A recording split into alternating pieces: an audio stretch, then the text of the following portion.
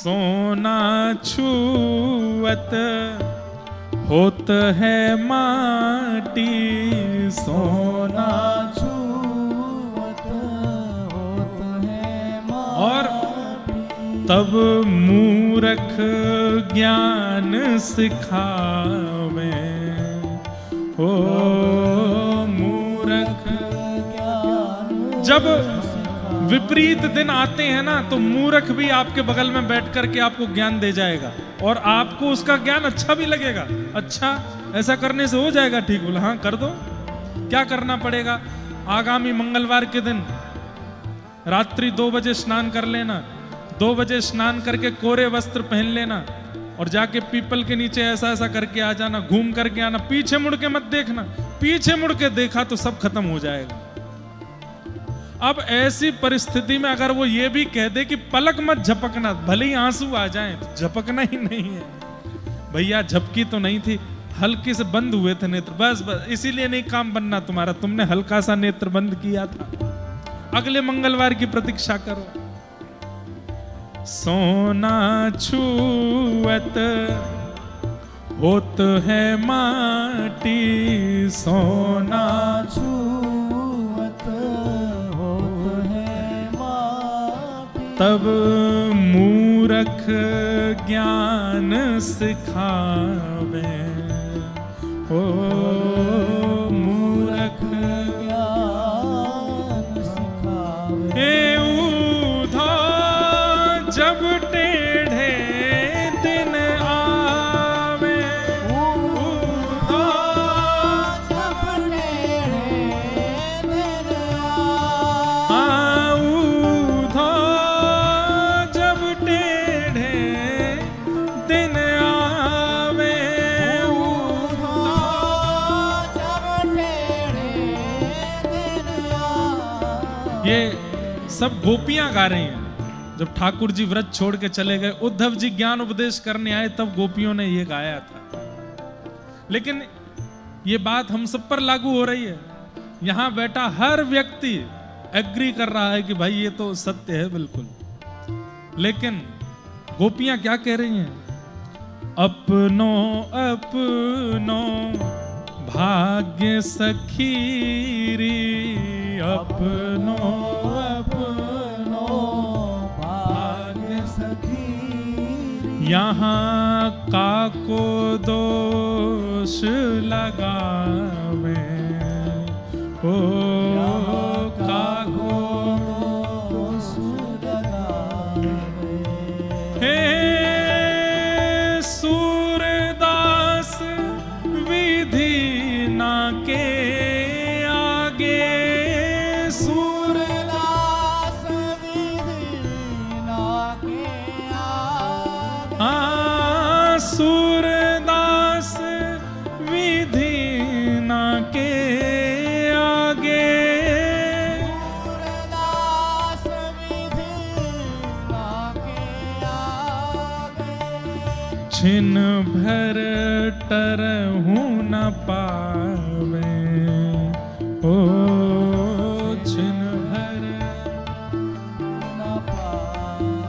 हे उधा जब टेढ़े दिन आवे, उधा जब टेढ़े दिन आवे, उधा जब टेढ़े दिन आवे, उधा जब टेढ़े दिन आवे।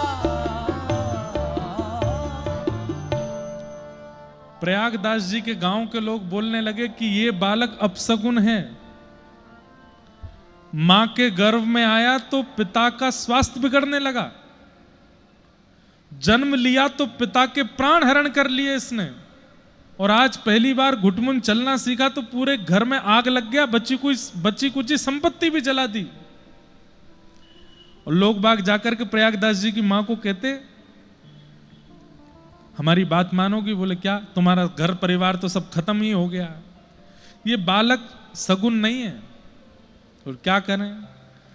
बोले इसको कहीं छोड़ दो, कोई जरूरतमंद माता पिता होंगे उनको दे दो, या कहीं इसको छोड़ आओ, या कहीं इसको कुछ कर दो।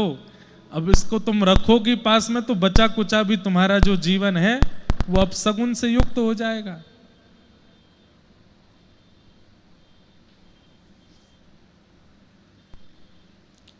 कहां तक कहें, प्रयागदास जी थोड़ा थोड़ा बड़े हुए, चलने फिरने लगे,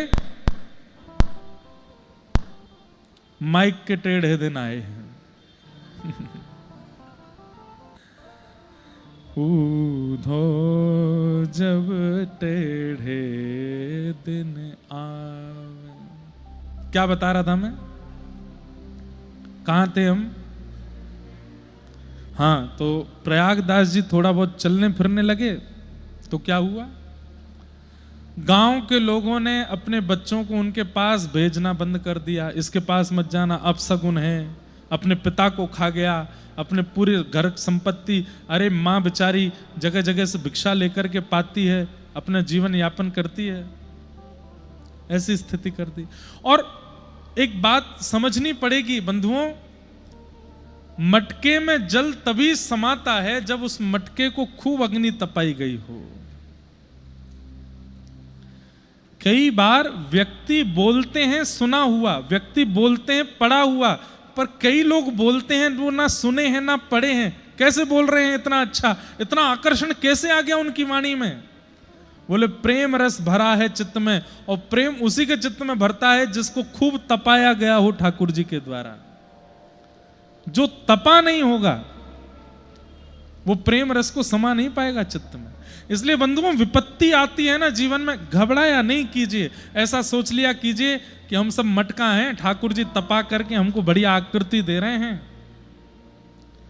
कुछ समय की बात है, सह लेते, और ये बात सत्य है।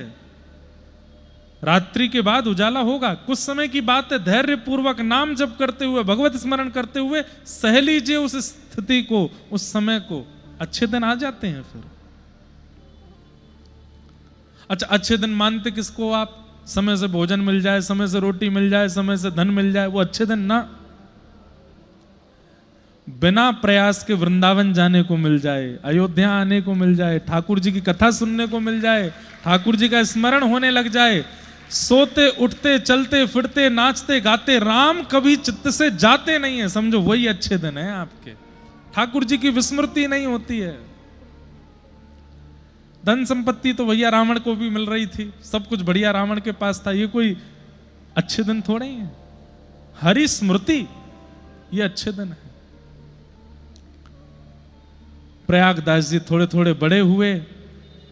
एक दिन अपनी माँ से बोले, माँ मैं बाहर जाता हूं बगीचे में बच्चों के साथ खेलने। सब बच्चे बोलते हैं हम अपनी बुआ के यहाँ जा रहे हैं, कोई कहता हम अपनी मामा के यहाँ जा रहे हैं, कोई कहता हम अपनी नानी नाना के यहाँ जा रहे हैं। और आज तो मैया सब बालकों के हाथ यहाँ तक भरे हुए थे। मैंने पूछा ये क्या पहन के आए हो? तो सब बोले राखी हैं, हमारी बहनों ने पहनाई है। माँ मेरे हाथ में राखी क्यों नहीं है? मेरी बहन कहाँ है? और मेरे बुआ फूफा दादी दादा नानी नाना ये सब कहाँ हैं? कोई भी क्यों नहीं है हमारे घर में? बालवत चेष्टा अति अद्भुत होती है बंधु। अगर बालक के बालवत समय पर उसके चित्त में भक्ति का संचार कर दिया जाए तो वही मीराबाई बन जाती है, वही मामा प्रयागदास बन जाते हैं। बड़े होने के बाद उनमें चतुराई आ जाती है, इसलिए भक्ति इतनी सुदृढ़ नहीं हो पाती। बालक जब होते हैं ना, बहुत सहजता में समझ जाने वाले, उस अवस्था में यदि भक्ति का संचार कर दिया जाए। अब मीराबाई को श्याम सुंदर कैसे मिले? छोटी सी मीराबाई बारात देख करके बोलती, मैया ये क्या है? बोले बारात है। ये घोड़ी पर कौन बैठा? बोले ये बींद है, दुल्हा है, एक दुल्हन से ब्याह करने आया, उसको संग ले जाएगा। अच्छा मैं भी किसी दिन दुल्हन बनूंगी? बोले हाँ। मेरा भी बींद आएगा? बोले हाँ। ऐसे ही आएगा? बोले हाँ। मेरा बींद कब आएगा? अरे अभी तो बहुत समय। कहां से आएगा? मां बताओ ना कहां से आएगा? बोले मुझे नहीं पता। रोने लगी मीराबाई, कहां से आएगा, कौन आएगा, उसका नाम क्या होगा, बताइए ना। 1 दिन 2 दिन 4 दिन 5 दिन 10 दिन तक जब रोती रही मीराबाई, एक दिन मां ने ऐसी बालवत बोल दिया छोटी सी मीरा से, कक्ष में गिरधर गोपाल जी का सुंदर चित्र है, सुंदर प्रतिमा विराज। बोले ये हैं तेरे बींद, यही आएंगे घोड़ी पे बैठ के, ये आएंगे? बोले हाँ। सेहरा पहन करके आएंगे उसी की तरह? बोले हाँ, उससे भी अच्छे बन के आएंगे। मेरा वर्ण यही करके ले जाएंगे? बोले हाँ, यही करके ले जाएंगे। बस उसी दिन से मीराबाई नेत्र नीचे रखती हैं, ठाकुर जी को देख करके घूंघट कर लेती हैं और उन्हीं को प्रियतम मानती हैं।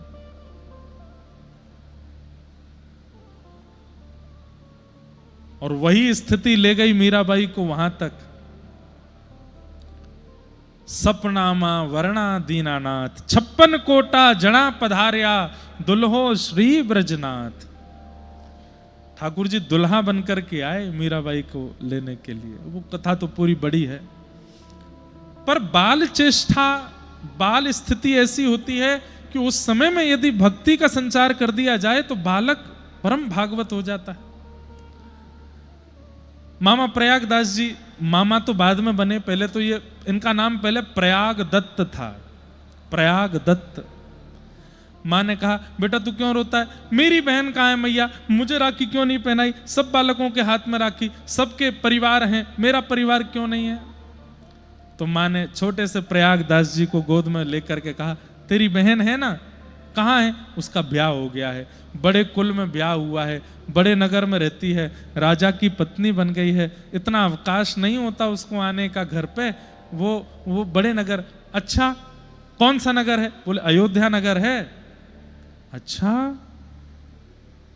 हमारे जीजाजी कौन है? बोले जीजाजी राघवेंद्र सरकार, राम जी तुम्हारे जीजाजी हैं। अच्छा मेरी बहन का नाम क्या है? वो तुम्हारी बहन का नाम सियाजू है। सियाजू मेरी बहन है? बोले हाँ वही तुम्हारी बहन है। मैया और मेरा सब परिवार? बोले सब वही है, भरत लाल जी, श्री लक्ष्मण जी, श्री हनुमान जी, सबसे मैया ने अलग अलग संबंध बता दिए। बोले वो सब तेरे संबंधी हैं, पर बहुत व्यस्त रहते हैं बालक, इसलिए वो आ नहीं पाते। लेकिन तू ऐसा नहीं सोचना तेरा कोई नहीं है, वो सब तेरे ही हैं। अब तो प्रयागदास जी रात भर सोचते रहे, सिया जी मेरी बहन है, राम जी मेरे जीजाजी हैं, ये मेरे वो हैं, ये मेरे वो हैं, सबसे मेरा संबंध है। सुबह उठते ही मैया के पीछे पड़ गए। बोले मैया बहन नहीं आ सकती, बहुत व्यस्त है, पर मैं तो बहन के पास जा सकता हूं ना। मां बोली अब ये तूने नई रट लगा ली। अब तो प्रयागदास जी रोने लगे। नहीं नहीं मां, मैं जाऊंगा, अपनी बहन से मिलने जाऊंगा। और ये कोई बात थोड़ी होती है कि ब्याह हो गया, बड़े कुल में ब्याह हो गया तो अपने भैया को भूल जाएगी, अपनी मैया को भूल जाएगी, कभी आएगी नहीं। रक्षाबंधन पर सब भाइयों की बहन आती, मेरी बहन नहीं आएगी, मैं डांट के आऊंगा बहन को, मैया मैं तो जाऊंगा। इतनी हट करने लगे कि मां ने अंत में कहा ठीक है जा, तू अयोध्या चला जा, वही है तेरी बहन। मां ऐसे कैसे चला जाऊं, कुछ तो बना के दो। मां को जबरदस्ती रसोई में ले गए, कुछ बना के दो, कुछ सामग्री दे दो। मां ने कुछ सामग्री बनाई, सामग्री बना करके दे दी और बस मनी मन सोचने लगी, हे राघव जी मेरे पुत्र का ध्यान रखना, ये निकल तो गया है, मैंने इसको समझा तो दिया है, जितनी मेरी इच्छा थी, जितनी मेरी योग्यता थी उतना इसको मैंने कर तो दिया है, बस आप संभाल लेना इसको। निकल गए प्रयागदास जी अयोध्या के लिए। अयोध्या आए, मां से पूछा था अयोध्या नगरी तो बहुत बड़ी होगी, मेरी बहन कहाँ रहती है, कोई जगह बता दो। तो मां ने कह दिया था कनक भवन में है तेरी बहन। सीधे कनक भवन में बिहारिणी जी के दर्शन करने के लिए गए और वहां जाके पुजारी जी से पूछने लगे, जय सिया राम। बोले जय सिया राम। बोले कहो भैया, हम जनकपुर से आए हैं, प्रयागदास हमारा नाम है, जानकी जी के छोटे भैया हैं, आप उनको मिलवा दीजिए, बोल दीजिए कि मैं उनका भाई हूं, राखी बंधवाने आया हूं। पुजारी जी बोले सामने युगल सरकार विराज रहे हैं, दर्शन करो। बोले इनके तो दर्शन मैंने कर लिए, इनको तो मैंने प्रणाम कर लिया, पर वो जानकी जी कहाँ है? बोले वो जानकी जी बैठी तो है सामने। अरे ये वाली जानकी जी नहीं, ये तो हिल भी नहीं रही, बोल भी नहीं रही, चल भी नहीं रही, उठ भी नहीं रही, स्पष्ट बैठी हैं, ये वाली नहीं, वो वाली जानकी जी, ये तो उनका प्रतिमा स्वरूप है, वो चलती फिरती हैं, वो बोलती हैं, उनसे कह दीजिए मैं आया हूं, मुझे राखी पहना दें। बंधुओं विचार करके देखो, आज भी अगर कोई ऐसा कहे तो आप लोग क्या करोगे? हाँ भैया ठीक है ठीक है, तो बैठ जाओ, अब इससे क्या मूड मारे, पागल आदमी है, कह रहा है कि जानकी जी को बुलाओ। यही उस समय हुआ। पुजारी जी ने कहा दर्शन करो, प्रसाद लो, चलते बनो यहां से। बहन मिलेंगी, तुम्हारी शिकायत करूंगा मैं उनसे, मिलने नहीं दे रहे हो मुझे। बाहर जाके किसी से बोले मेरी बहन जानकी जी कहाँ है, कोई मंदिर बता दे, कोई मंदिर बता दे। मंदिरों में जाकर के ठाकुर जी के विग्रह को देख कर रोने लग जाएं। विग्रह से नहीं मिलना है, मुझे प्रत्यक्ष मिलना है, वो मेरी बहन है, मेरी माँ ने कहा कि वो मेरी बहन है। हनुमानगढ़ी गए, हनुमान जी के दर्शन किए, वहां खूब रोए, बोले आप तो मेरे संबंधी हैं, मेरी माँ ने बताया, क्यों नहीं मिल रही हैं श्री जानकी जी। हनुमान जी को रो करके जब कहा, एक वृक्ष के नीचे जाकर के इतना रोए, 7 दिन तक ना कुछ खाया ना कुछ पिया, बस सियाजू सियाजू सियाजू, मेरी बहन सियाजू कहते कहते रोने लगे। हनुमान जी महाराज सिया जी के पास गए, बोले कि मैया मुझसे इनका विरह देखा नहीं जा रहा है, आप कृपा करो। सिया जी बोली ठीक है। और एक दिन आया, ढोल नगाड़े ताशे बज रहे हैं, बड़ी बड़ी सहनाइयां बज रही हैं, और महाराज एक व्यक्ति हाथ में सुंदर चमर लेकर के, सुंदर चिन्ह लेकर के और बढ़िया सुंदर वस्त्र पहन करके चलता हुआ, और बस सबको सावधान करता हुआ जा रहा है। रघुकुल कमल दिवाकर दशरथ नंदन कौशल्यानंदन जगत प्रतिपालक प्रभु श्री रामचंद्र श्रिया रामजू महाराज पधार रहे हैं, सावधान हो जाओ। सिया रामजू महाराज पधार रहे हैं, सुनते ही प्रयागदास जी के नेत्र खुले। 7 दिन बाद पड़े थे किसी वन में, और तभी नेत्र खोल करके देखा, पोशाक अलग है इन लोगों की जो ढोल बजा रहे हैं, मुख की कांति ऐसा बता रही है कि ये सामान्य लोग नहीं है। जब घोड़ों को देख रहे हैं, चिन्ह रखने वालों को देख रहे हैं, ढोल नगाड़ों का स्वर सुन रहे हैं, ये संसार के ढोल नगाड़े नहीं है, ये कुछ और है। मंगल गीत गाते हुए सखियां चल रही हैं, सुंदर सुंदर वाद्य बजाते हुए बड़े बड़े संगीतकार चल रहे हैं, पुष्प वर्षण करते हुए मानो जैसे गंधर्व चल रहे हैं। और तभी देखते हैं एक श्वेत हाथी सामने आया। उस श्वेत हाथी के ऊपर रत्न जड़ित सुंदर स्वर्ण सिंहासन है, ऊपर सुंदर ठाकुर जी के चमर डोराई जा रही है, सुंदर ठाकुर जी को छत्र रखा गया है। आहा, उस सुंदर सिंहासन के मध्य में सुंदर गादी जी लगी हैं, और उस गादी जी पर अत्यंत सुकोमल श्याम वर्ण कांति के श्री राघव जी, और बगल में बिल्कुल कंचन वर्ण जैसा है जिनका, ऐसी श्री जानकी जी बैठी हैं, और मंद मंद मुस्काते हुए इधर उधर देखते हुए चल रहे हैं। जानकी जी का दर्शन करके श्री प्रयागदास जी रुदन करने लगे। तुरंत जानकी जी ने वहीं अपने हाथी को रोका, हाथी नीचे बैठा, श्री राघव जी और जानकी जी उतर करके आए, और प्रयागदास जी को भैया कह करके जानकी जी ने, भैया आ गए आप। सुन करके श्री प्रयागदास जी अत्यंत आनंदित हुए। पहले तो प्रसन्नता में खूब रोए, और फिर रूठ के बैठ गए। कैसी बहन हो आप, मैं 7 दिन से भूखा प्यासा यहां बैठा हूं, जल भी नहीं पूछा आपने, और 7 दिन बाद आए हो। जानकी जी राघव जी को इशारा कर रही हैं, साले साहब रूठे हैं, मनाओ। कितने बड़े भाग्य हैं।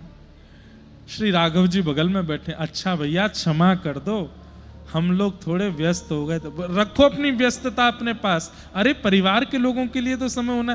कितने वर्ष हो गए बहन, मैंने तो आपको जन्म के बाद कभी देखा नहीं, मैया ने कब से नहीं देखा आपको, पिताजी तो रहे नहीं, आप आती भी नहीं हो कभी वहां पर। बिल्कुल ऐसे बात कर रहे हैं जैसे कोई बहन से कोई भाई बात कर रहा हो।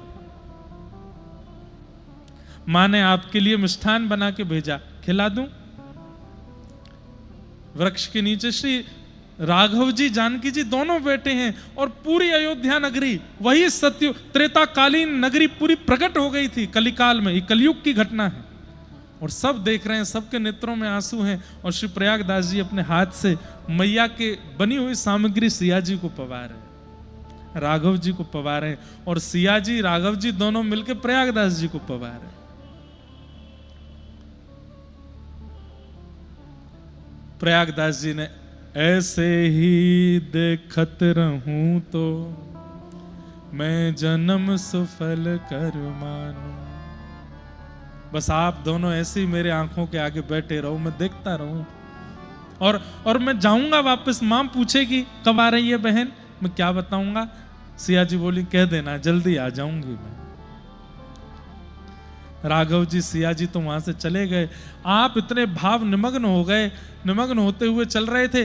अब जिसको राघव जी का दर्शन हो गया होगा ना, उसके तन की कांति, उसकी बोली चाली वो हमारी जैसी नहीं होगी, वो अलग ही होगी, और उसको कोई रसिक ही पहचान सकता है, सामान्य लोग पहचान भी नहीं पाएंगे। तभी सामने से एक रसिक श्री त्रिलोचन जी आ रहे थे, अयोध्या के संत। उन्होंने प्रयागदास जी की स्थिति को जब देखा, तन की स्थिति को देखा, प्रेम के कुछ लक्षण हैं, प्रेम के कुछ लक्षण हैं। भगवत दर्शन के बाद वो लक्षण हमारे अंग में प्रस्फुटित होने लगते हैं। पहला लक्षण, कितनी भी अवस्था हो जाए लेकिन शरीर ऐसा लगेगा जैसे बालवत, बालकों जैसा हो। 70 के हो जाते हैं, 80 के हो जाते हैं महात्मा, लेकिन उनकी वाणी सुनो, उनके पास बैठो, उनके मुख को देखो, ऐसा लगेगा छोटे से बालक हैं क्या। तन का स्पर्श करोगे तो ऐसा लगेगा बिल्कुल नवजात शिशु। प्रेम पुलकित होने लगता है। दूसरा लक्षण होता है वो दुर्गंध विहीन हो जाते, उनमें से दुर्गंध नहीं आती। हमारे व्रज के, अयोध्या के ऐसे ऐसे संत कोई क्रीम पाउडर नहीं लगाते, सामान्य जल में यमुना जी में स्नान करते हैं, सरजू जी में स्नान करते हैं, जटा जूट बांधते हैं, चंदन फोटा लगाते हैं, लेकिन कभी जैसी सांसारी लोगों से दुर्गंध आती, उनमें से दुर्गंध नहीं आती। तीसरा, प्रेम पुलकित नेत्र, नेत्र सदा भीगे ही रहते हैं। छोटी छोटी भाव, छोटी छोटी बातों पर नेत्रों से अविरल अश्रुधार गिरने लगती है। चौथा, निरंतर हर संबंध में, चाहे भोजन की स्थिति हो, सोने की स्थिति हो, चलने की स्थिति हो, बैठने की स्थिति हो, पहनने की स्थिति हो, सारी स्थिति कृष्ण संबंधी, राम संबंधी हो जाती है। ये सब चिन्ह हैं उन लोगों के। और आगे की स्थिति तो और विचित्र है, जड़ को चैतन्य समझ के बात करने लगते हैं। ऐसी स्थिति हो जाती है जिनको ठाकुर जी का अनुभव हो जाता है। त्रिलोचन जी पहचान गए कि ये सामान्य नहीं है, और उन्होंने जाकर के उनको अपने आश्रम में लाए और उनसे बस पूछते कैसे, तो वो बताते मेरी बहन जानकी जी ऐसी हैं, मेरे जीजा जी राघव जी ऐसे हैं, भरतलाल जी ऐसे हैं, लक्ष्मण जी ऐसे हैं। त्रिलोचन जी बोले वर्षों हो गए हमको तप करते करते, कभी राघव जी का अनुभव नहीं हुआ। आपकी मैया की थोड़ी सी सीख से आपको साक्षात दर्शन हो गए राघव जी के। उन्होंने प्रयागदास जी को मामा संबोधित किया। तब से पूरे अयोध्या और पूरे विश्व में मामा प्रयागदास उनका नाम। क्यों? श्री जानकी जी को वो बहन मानते हैं।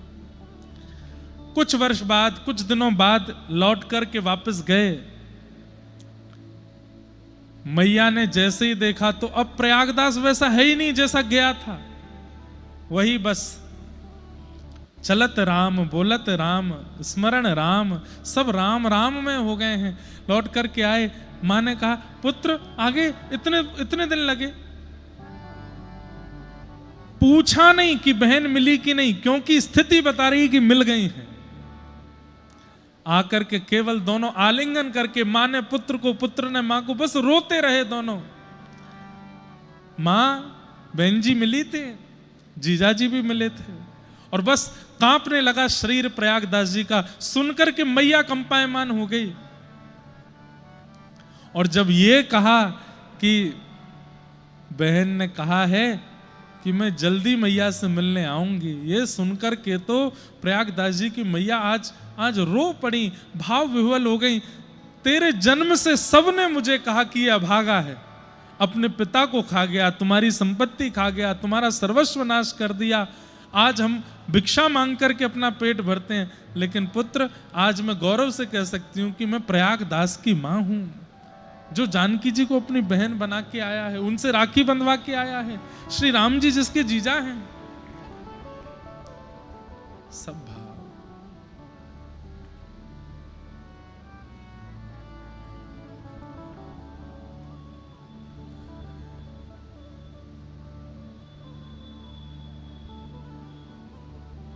प्रयागदास जी महाराज लेटे रहते, किसी ने कहा अरे भजन तो किया करो, तो बड़ा प्रसिद्ध उनका एक वाक्य, वो कहते,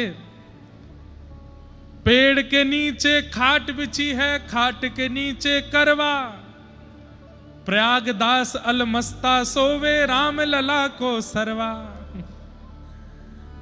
पेड़ के नीचे खाट बिछी है, खाट के नीचे करवा पानी पीने वाला, और उस पर प्रयागदास अलमस्ता सोवे, राम लला को सरवा, मतलब सालो। श्री राम जी मेरे जीजा जी, मैं उनका साला हूं। राम जी जिसके जीजा जी हो गए उसको भजन की क्या आवश्यकता है। मेरा सुमिरन हरि करे। अरे मैं हरि का सुमिरन नहीं, हरि मेरा सुमिरन करते, मैं पावा विश्राम। तो प्रसंग हमने क्यों सुनाया? ठाकुर जी जड़ नहीं है, चैतन्य है। उनको जड़वत मानना भी नहीं है कि वो कोई पाषाण है, कोई धातु है। आप पाषाण धातु मानेंगे तो ठाकुर जी सदा पाषाण धातु में ही दिखेंगे।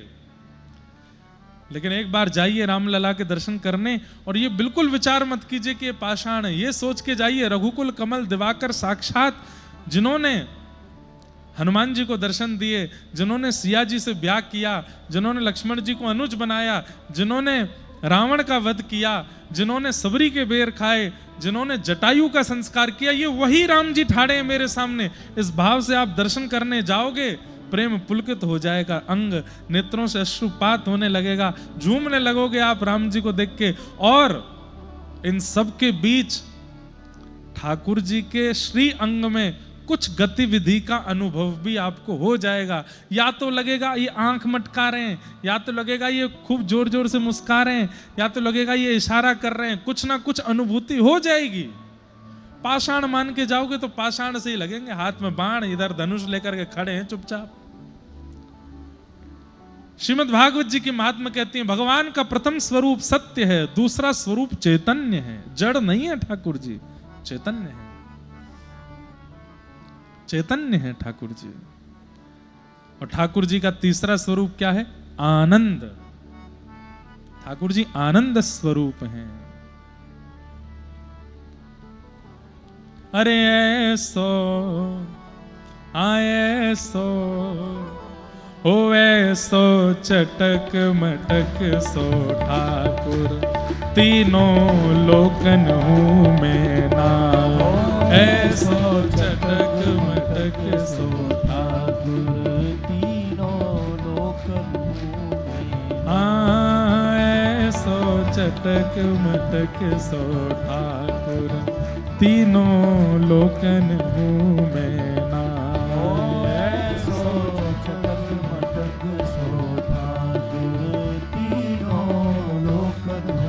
एक बार साकेत धाम गोलोक धाम की एक लीला हुई। साकेत धाम गोलोक धाम में नित्य राम लीला कृष्ण लीला चलती रहती है।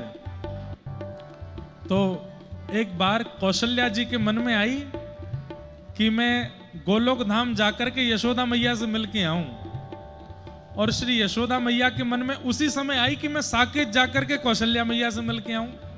और साकेत और गोलोक में राधा रानी के ठाकुर जी बड़े हैं, राधा रानी के और सियाजू के ठाकुर जी 16 वर्ष के हैं।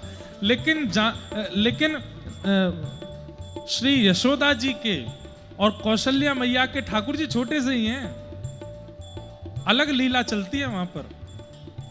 आज सुबह जहां हम कथा करके आए हैं, सुबह भी कथा करके आए हैं हम वृंदावन में कोकिल साईं।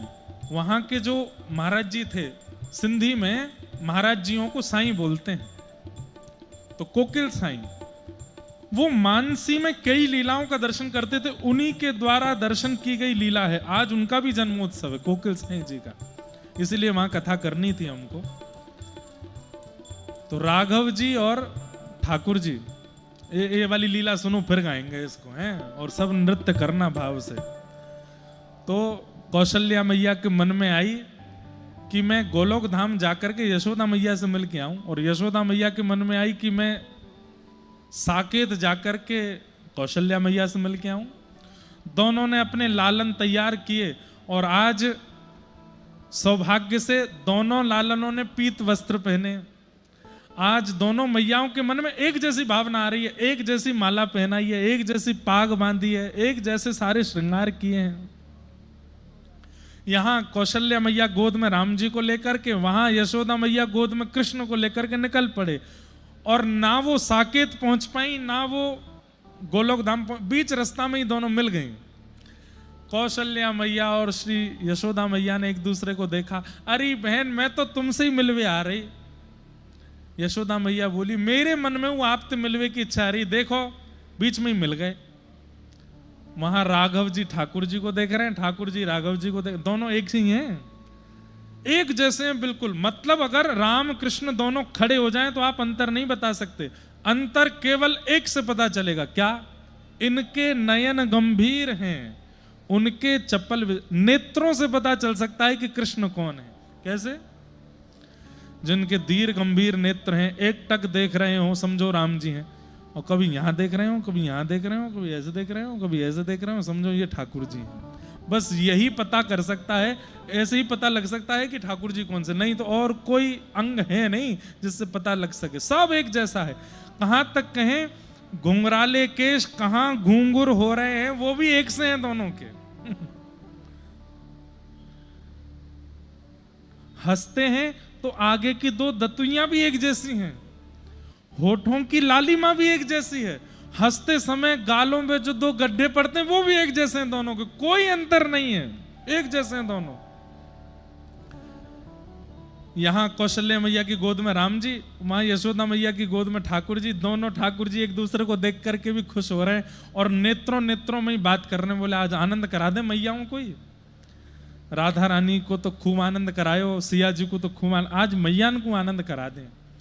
दोनों बालक छोड़ दिए, वे खेल रहे हैं। यहां मैया आपस में चर्चा करने लगी।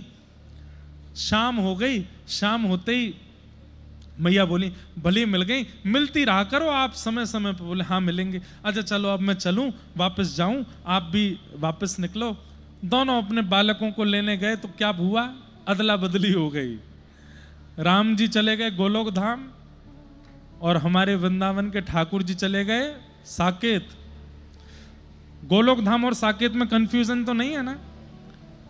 जैसे स्वर्ग है, वैकुंठ है, ऐसे ही राम उपासक जहां जाते हैं मुक्ति के बाद वो साकेत है, और कृष्ण उपासक जहां जाते हैं वो गोलोक धाम है। नारायण उपासक जहां जाते हैं वो वैकुंठ है, और पुण्य करने वाले जहां जाते हैं वो स्वर्ग है। और पापी कहां जाते हैं वो तो पता ही है आपको। तो गोलोक और साकेत में सदा कृष्ण लीला राम लीला आज भी चलती है। तो वृंदावन के ठाकुर जी पहुंच गए साकेत और राम जी पहुंच गए गोलोक धाम। अब यहां राम जी पहुंचे, जैसे ही गोलोक धाम में पहुंचते ही ठाकुर जी के सब शरारती मित्र आगे, मधुमंगल, श्रीदामा, तनसुका, मनसुका, धनसुका। मैया ने जैसे ही ठाकुर जी नीचे उतारे, इतने में सबरे सका, है रे लाला, सुबह तो तेरी बाट देख रहे हैं, कहां को चलो गए हो? राम जी तो ब्रजभाषा सुनते ही घबरा गए और उनके मुखमंडल की ओर देखें बड़े चुपचाप। अरे बोल क्यों ना रहो, तेरे मुंह में का गुड़ रखो, खोल के दिखा। और ठाकुर जी का मुंह पकड़ के दबा दिया मधुमंगल ने, खोल के दिखा, जरूर गुड़ खा के आयो तभी बोलना है रहो। राम जी बेचारे इतने संकोच में कि रोक भी नहीं रहे कि मेरा मुंह में दर्द हो रहा, मत खोलो। खोल के अरे या के मुंह में तो कछु ना है, फिर काय को ना बोल लो, चल लाला खेलवे चलेंगे। राम जी को पकड़ के ले गए और क्या किया, बोले राम जी को घोड़ा बना दिया, चढ़ गए सबरे ऊपर, और ये दो चोटी बनी हुई है, चोटी पकड़ करके चल मेरे घोड़े, टुक टुक टुक चल चल चल। राम जी तो बेचारे मोटे मोटे आंसुओं से रोने लगे थोड़ी देर में। क्यों? वहां ठाकुर जी पहुंचे हैं साकेत में, और वहां जैसे ही ठाकुर जी आंगन में पहुंचे, राम जी के सब मित्र आए हैं, हाथ जोड़ करके खड़े हैं। रघुकुल कमल दिवाकर, हे दशरथ नंदन श्री राम, बाहर आंगन में खेलने की सब व्यवस्था हो चुकी है, आपको अवकाश हो तो खेलने के लिए चलें। ठाकुर जी मूड खुजा के बोले, ऐसे खेलने के लिए कौन पूछता भाई, ये तो कोई राजा महाराजा को पूछ रहे हो, खेलने के लिए सखा तो ऊधम करते हुए जाते हैं, ये कैसे सखा है? अब राम जी को उसका अभ्यास है, वहां तो मिल गए सबरे शरारती ऊधमी, और ठाकुर जी को यहां मिल गए सबरे सीधे साधे। ठाकुर जी बोले तुम पे खेलना ना, चलो सबरे बाहर। बाहर जाकर के ठाकुर जी ने फेंटा बांध करके या में लात मार या में घूसा मार, उठा पटक करके सबन के नाक मुंह सब तोड़ दिए। रोते रोते सब कौशल्या मैया के पास गए, मैया आज राम को कुछ हो गया है, बहुत मार रहे हैं हमको, हमारे गाल छील दी, उसकी कोहनी छील दी, उसकी चोटी पकड़ के काट दी है, एक के वस्त्र फाड़ दिए, किसी को उठा के सरजू जी में फेंक दिया है। राघव ऐसे तो कभी नहीं थे। और वहां सबरे सखा जाकर के मैया से कह रहे, मैया लाला कौन सा सांप सूंघे हो, ना हंस रहो है, ना बोल रहो है, ना कछु कर रहो है, बस चुपचाप थाड़ो है और रो ऊपर ते। राम जी को यशोदा मैया गोदी में ले, लाला कहा भे हो, इतना शांत शांत काहे को है? राम जी कुछ नहीं बोले। भोजन का समय हुआ, नंद बाबा आए, आजा लाला भोजन करेंगे। अब नंद बाबा की तो गोद में बैठ के राम जी प्रसाद ठाकुर जी प्रसाद पाते हैं। राम जी को गोद में बैठा लिया और सबरी सामग्री लेकर के और बढ़िया प्रेम से राम जी को पवा में, राम जी ऐसे मुंह कर लें, क्यों? अपने हाथ से खाने का अभ्यास है। और ठाकुर जी वो अपने हाथ से कुछ पाते ही नहीं है। हमारे वृंदावन के ठाकुर जी तो आज तक अपने हाथ से नहीं पाते, अब भी सेवक ही पवाते हैं उनको। राम जी पावे नहीं। नंद बाबा कहें, अरे यशोदा जी लाला का है क्यों, ये पा क्यों ना रहो? बोले पतो ना, सुबह सवेरे बालक भी आके शिकायत कर रहे, कुछ बोल ना रहो, कुछ कह ना रहो। और वहां साकेत में 2 चौकी लगी, एक बड़ी चौकी दशरथ जी की, छोटी चौकी राम जी की, बगल में भरत शत्रुघ्न लक्ष्मण जी की भी चौकियां लगी हैं। सब आकर के बैठ गए, राम जी आए ही नहीं अभी तक। दशरथ जी बोले, राघव तो बड़े समय के पाबंदी में रहते हैं, अभी तक आए क्यों नहीं? भरत जी जाओ बुला के लाओ। भरत जी गए, राघव भैया पिताजी बाट देख रहे हैं, प्रसाद के लिए आ जाओ। ठाकुर जी जैसे पीछे मुड़ के देखे तो मुंह पे मिट्टी लगी, हाथ पूरे सन रहे हैं कीचड़ में, सबरे वस्त्र अधर रहे। भरत जी बोले, भैया ये कैसे हाथ पैर धो लीजिए। भरत जी पकड़ के उनको भी कीचड़ में डाल दिया, बोले तू भी चल मेरे संग ऐसे ही। भरत जी संकोच में देख रहे हैं, बोले ये क्या हो गया इनको। आए सीधे लक्ष्मण जी शत्रुघ्न जी सबकी चौकी पर चढ़ते गए और दशरथ जी की गोद में जाके बैठ गए। सामने कढ़ी रखी है, खीर रखी है, सब सामग्री उठा उठा के दशरथ जी की दाढ़ी पे लगाने लगे। कढ़ी से सुंदर सुंदर चिन्ह बनाने लगे, यहाँ पर मिर्च लेकर के कान में घुसाने लगे। दशरथ जी बोले, कौशल्या ये क्या हुआ राम को, ये क्या कर रहा है? ये पूरे मेरे वस्त्र बिगाड़ दिए, पूरे मुंह पे मेरे आकृति बना दी। कौशल्या मैया बोली, सुबह सब बालक पीटे हैं, कईयों को पकड़ के सरजू जी में फेंक दिया है, ऐसा राम ने कभी किया तो है नहीं।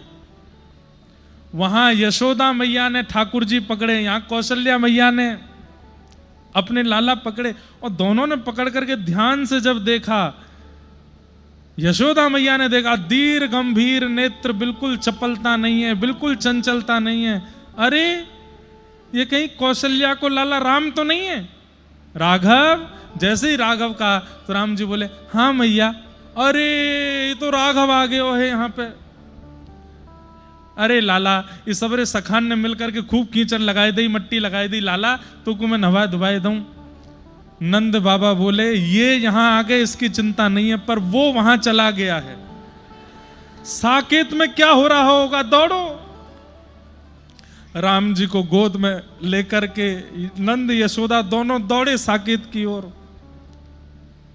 साकेत में जाती क्या दिखा, घरों में महाराज मटकी फूटी पड़ी हैं, ग्वाल बाल सब अपने हाथ वाथ पकड़ के बैठे हैं राम जी के।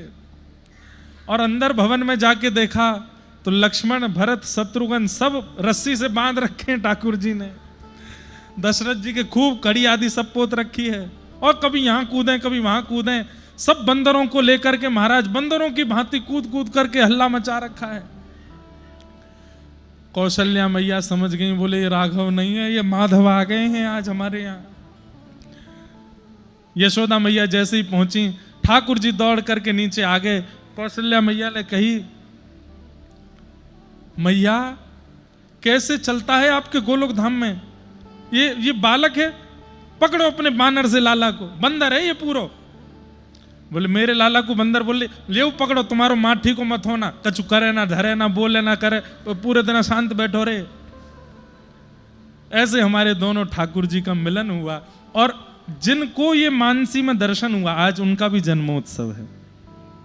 उनके जन्मोत्सव में सुबह कथा करके आए, और श्री दशरथ जी, नंद बाबा, यशोदा मैया, कौशल्या मैया और राम और श्री माधव दोनों का ऐसा मधुर मिलन हुआ। खूब हंसी हुई, खूब टटोली हुई, खूब आनंद हुआ। सब मैयाओं ने मिलकर खूब उत्सव मनाया।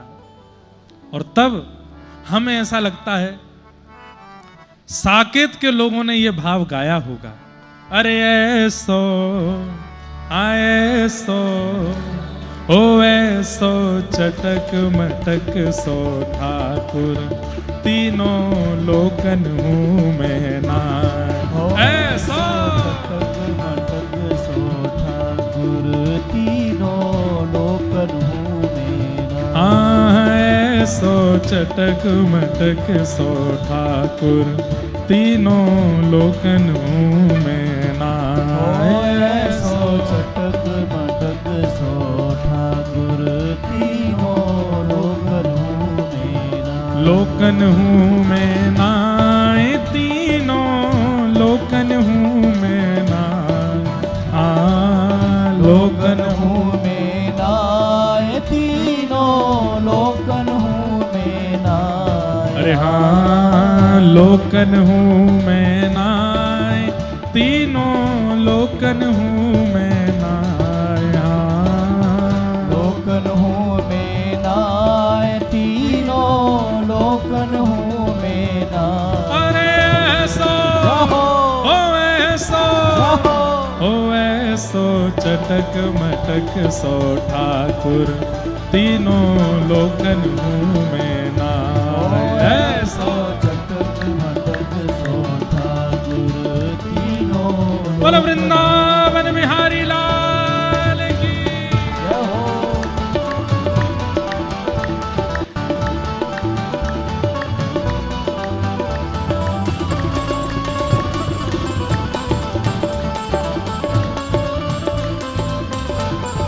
श्री कनक बिहारी बिहारिणी सरकार की।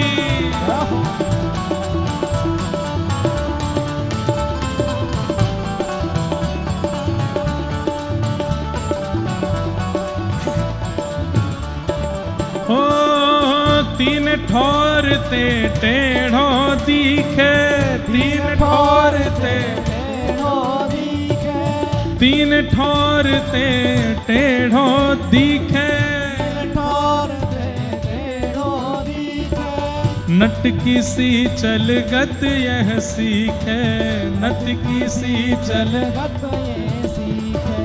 नटकी सी चलगत यह सीखे, नटकी सी और तिरछे नैन चलावे तीखे, तिरछे नैन चलावे तीखे, तिरछे नैन चलावे तीखे।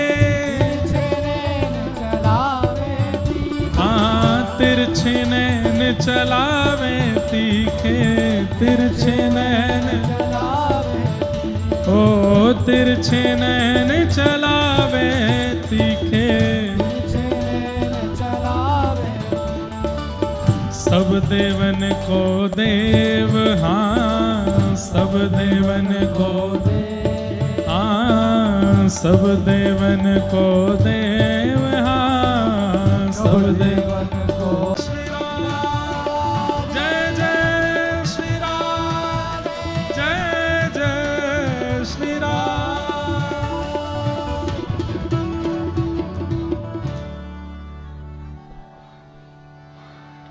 प्यारे क्या बात है बंसी वारिस। ये पूंछरी के लौठा भी हमारे हनुमान जी महाराज जी हैं, जिनकी जय जयकार ब्रज में बोलती है। तो ऐसे भगवान के तीन स्वरूप हैं, सत्य, चैतन्य और आनंद। ठाकुर जी आनंद स्वरूप हैं। दुनिया की सुख समृद्धि सुख देती है, प्रसन्नता देती है।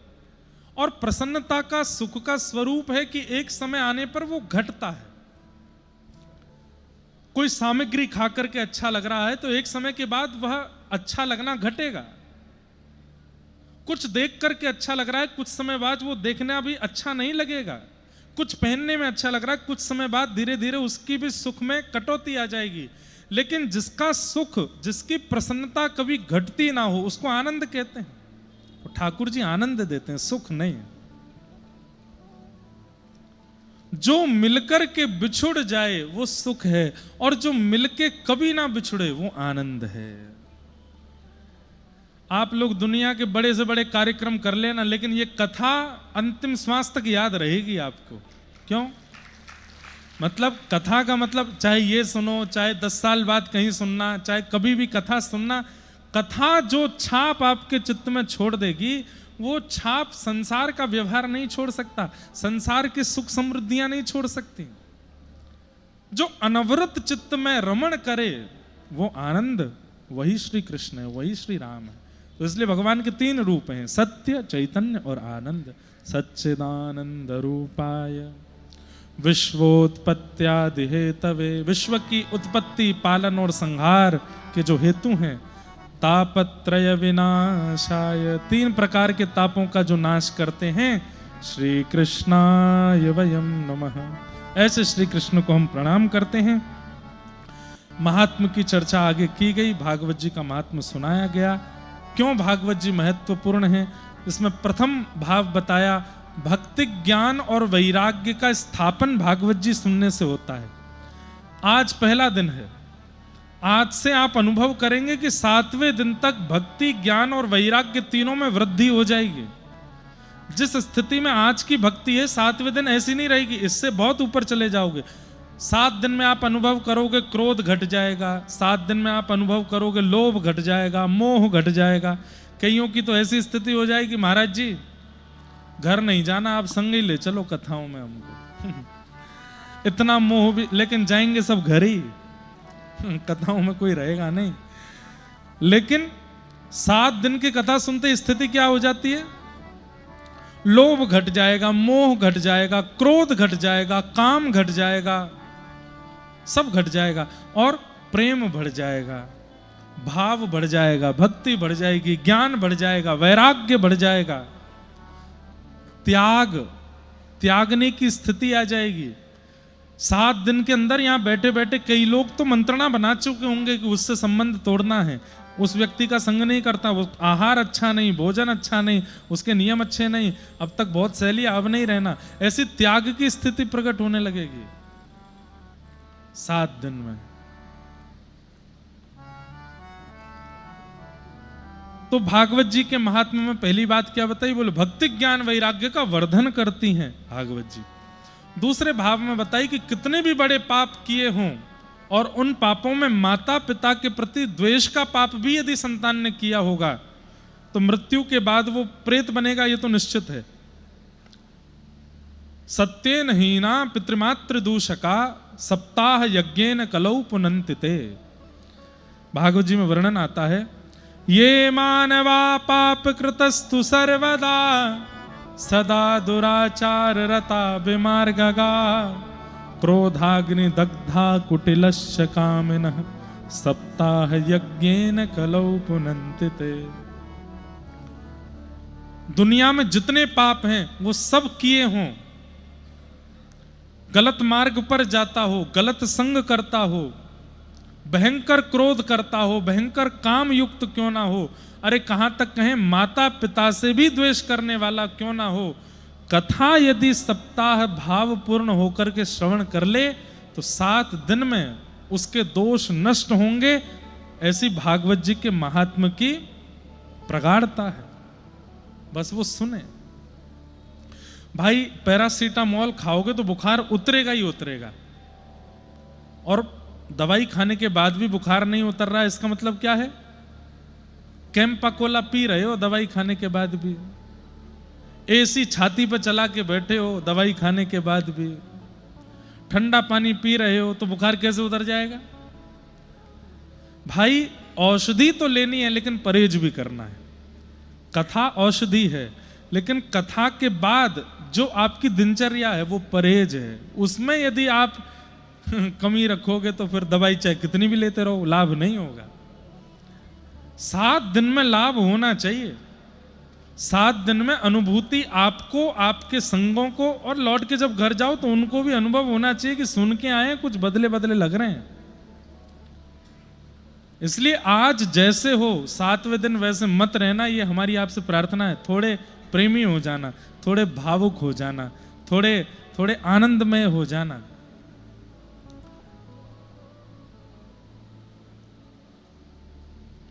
एक आत्मदेव नाम के ब्राह्मण थे, कोई संतान नहीं थी। संत की कृपा से इनके यहां पर गौ माता ने एक गोकर्ण नाम के बालक को जन्म दिया, और इनकी पत्नी सहेली के पुत्र को अपना मना करके ले आई। उसका नाम धुंधुकारी रखा गया। आगे चल करके गोकर्ण पंडित ज्ञानी बने और धुंधुकारी महान दुष्ट हुआ, और धुंधुकारी की दुष्टता के कारण मां ने अपने प्राण त्याग दिए, पिता ने वन में जाकर के प्राण त्याग दिए। धुंधुकारी को वैश्याओं ने मार दिया। वो एक महाप्रेत बना जो कि गया श्राद्ध करने से भी मुक्त नहीं हुआ। तब गोकर्ण जी महाराज ने सूर्य नारायण से पूछा कि इतना बड़ा पापी जो प्रेत बन गया हो, गया श्राद्ध से भी मुक्त ना हो रहा हो, उसको मुक्त करने का उपाय क्या है? तब सूर्य नारायण ने कहा कि भयंकर प्रेत योनि में पड़ा हुआ व्यक्ति भी एक उपाय से मुक्त हो सकता है। बोले क्या? श्रीमद् भागवतान मुक्ति सप्ताहम वाचनम कुरु इति सूर्यवचः सर्वै धर्म रूपम तु विश्वतम। भागवत की कथा। तब गांव वासियों ने भागवत की कथा कराई। गोकर्ण जी महाराज ने वक्ता बन के कथा की। 7 दिन में धुंधुकारी मुक्त होकर के भगवत धाम प्रस्थान कर गए। पुनः कथा हुई और उस कथा में समस्त ग्रामवासी भी मुक्त होकर के भगवत धाम को प्रस्थान कर गए। इस प्रकार भागवत जी का महात्म्य सुनाया गया। ऐसे भागवत जी के परम पावन महात्म्य को हम प्रणाम करते हैं, वंदन करते हैं। आज बंधुओं कथा विलंब से थोड़ी प्रारंभ हुई, लेकिन कल से आप सब लोग बिल्कुल समय से आ ही गए थे। आज भी, कल भी आ जाइएगा। बाहर कितने भी सूर्य नारायण भगवान तप रहे हों, लेकिन भीतर बहुत बढ़िया माहौल है। आप लोग कम भोजन कीजिएगा, भोजन कम भजन ज्यादा, इस पर ध्यान दीजिएगा। अयोध्या नगरी में आप लोग बैठे हैं, सरजू जी के तट पर बैठे हैं। श्री हनुमान जी महाराज की शरण, श्री राघव जी की शरणागति यहाँ हो रही है। ऐसे ऐसे दिव्य संतों की शरण में हम हैं, खूब आनंद होगा। आज श्री हनुमत जन्मोत्सव का पावन दिन है। हनुमान चालीसा गाते हुए आज की पावन कथा को हम विश्राम की ओर लेते हैं। श्री गुरु चरण सरोज रज निज मन मुकुर सुधार, वर्णो रघुवर विमल यश जो दायक फल चार, बुद्धिहीन तनु जान के सुमिरौ पवन कुमार, बल बुद्धि विद्या देहु मोहे, हरहु कलेश विकार। जय हनुमान ज्ञान गुण सागर, जय कपीस तिहुँ लोक उजागर, रामदूत अतुलित बलधामा, अंजन पुत्र पवन। करताल बजाते हुए।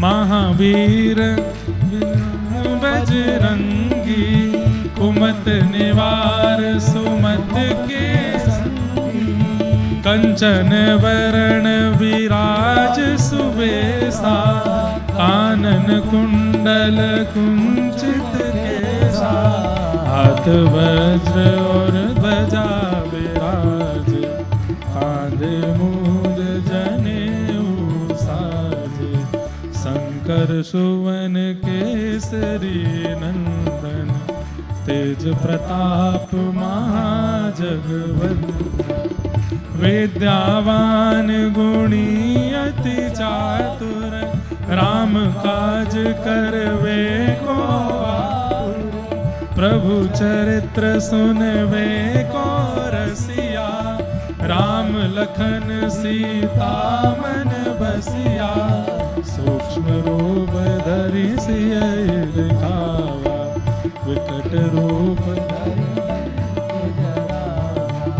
भीम रूप धरे असुर संहारे, रामचंद्र के काज सवारे, लाए सजीवन लखन जियारे, श्री रघुवीर हर्ष उर लाए, रघुपति कीनी बहुत बड़ाई, तुम मम प्रिय भरतहि सम भाई,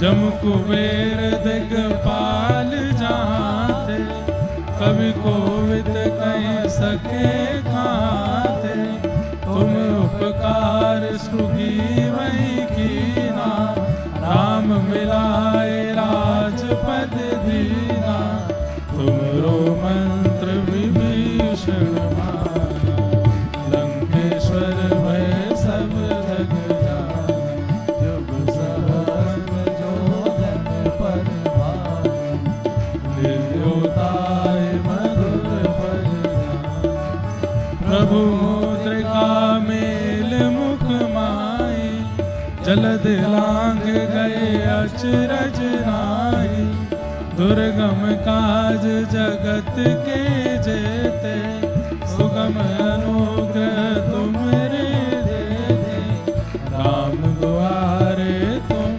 रखवारे, होत न आज्ञा बिन पैसारे, सब सुख ले तुम्हारी शरणा, तुम रक्षक काहू को डरना, आपन तेज समारो आपे, तीनों लोक हाथ पे कापे, भूत पिशाच निकट नहीं आवे, महावीर जब नाम सुनावे, नास रोग हरे सब पीरा, जपत निरंतर हनुमत बीरा, संकट दे हनुमान छुड़ावे, मन क्रम वचन ध्यान जो लावे, सब पर राम तपस्वी राजा, जिनके काज सकल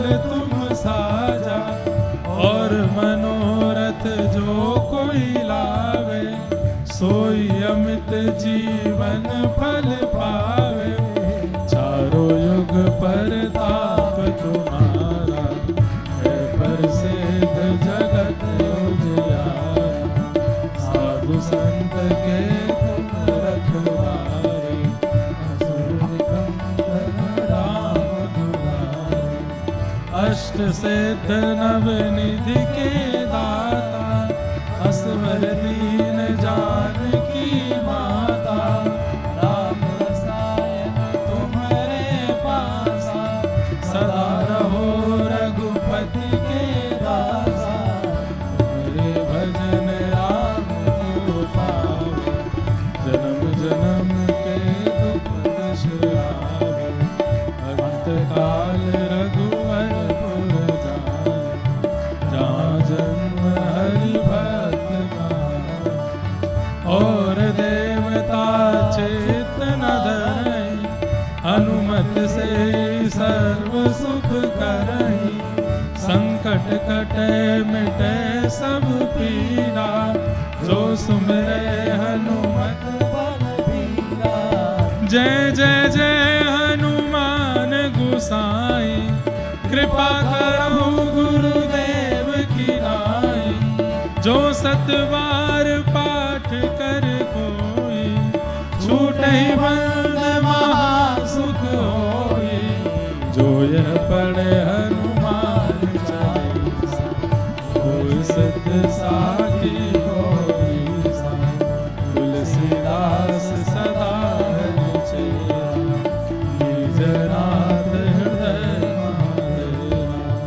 पवन तनय संकट हरण मंगल मूरति रूप राम लखन सीता सहित हृदय बसहु सुरभु। श्री राम जय जय राम, श्री राम जय जय राम, श्री राम जय जय राम, श्री राम जय श्री राम जय जय राम, श्री राम जय जय राम, श्री राम जय जय राम, श्री राम जय जय राम, बोलो श्री राम जय जय राम,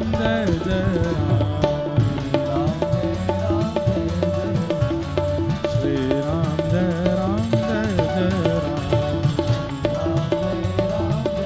राजा रामचंद्र भगवान की जय। श्री कनक बिहारिणी बिहारी जू सरकार की। अनंत बलवंत श्री हनुमान जी महाराज की। श्री सरयू मैया की।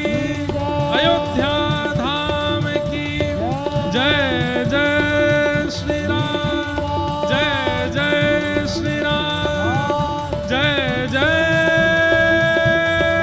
श्री राम। पूछरी के लौटा की खूब खूब प्यार। कल पुनः मिलेंगे समय से। सब लोगों को जय श्री कृष्ण, जय सिया राम, जय श्रीमन नारायण।